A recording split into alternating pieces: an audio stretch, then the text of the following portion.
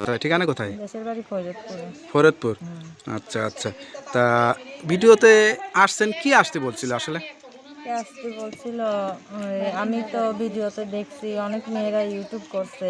আচ্ছা আচ্ছা, আপনি এখন ভিডিও দেখেই ভিডিওতে আসছেন। হ্যাঁ, সুপ্রিয় দর্শক, আসসালামু আলাইকুম। দেশ ও প্রবাসে যে যেখানে আছেন আপনাদের প্রত্যেককে শুভেচ্ছা জানিয়ে শুরু করছি আজকের প্রতিবেদন। আজ আমরা কথা বলবো এক অসহায় আপুর সঙ্গে, জানবো তার জীবনের গল্প। চলুন কথা বলি তার সাথে। আপু আসসালামু আলাইকুম। ওয়ালাইকুম সালাম ভাই। আপু আপনার নাম কি? আমার নাম রূপা। রূপা আপু, কেমন আছেন আপনি? ভালো আছি ইনশাল্লাহ। তা কি বলার জন্য আজ আসছেন বা কি বলতে চান?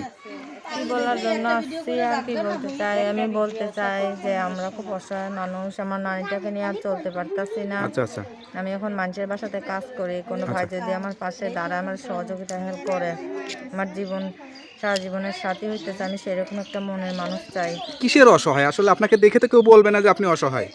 কেন মানুষ দেখে দেখা যায় না আমি অসহায় নাকি? না, আমি অনেকেই জানতে অনেকটাই চায়। অসহায়। হ্যাঁ। গরিব মানুষ, খাইতে চলতে পারি না।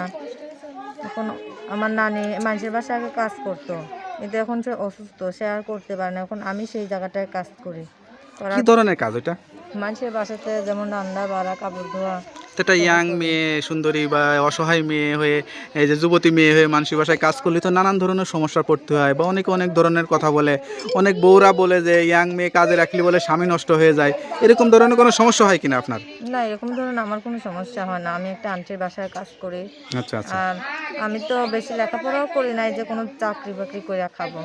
এখন মনে করেন যে আমার এই কাজ করে আর পুষাইতেছে না। কেউ যদি আমার পাশের মধ্যে দাঁড়িয়ে আমাকে সহযোগিতা হেল্প করে, আমার সারা জীবনের সাথে হইতেছে, আমি তাকে বিয়ে করতে চাই। আচ্ছা আচ্ছা, পড়ালেখা করছিলেন? হ্যাঁ, 5 পর্যন্ত পড়ালেখা করছি। তার জন্য কি কষ্ট হয় আর পড়ালেখা যে করতে পারেননি? আর পড়ালেখা করতে পারিনি, তার জন্য অনেকই কষ্ট হয়। নিজের মনে মানাইতে পারি না, অনেক কষ্ট হয়। অনেক কষ্ট হয়, তাই না?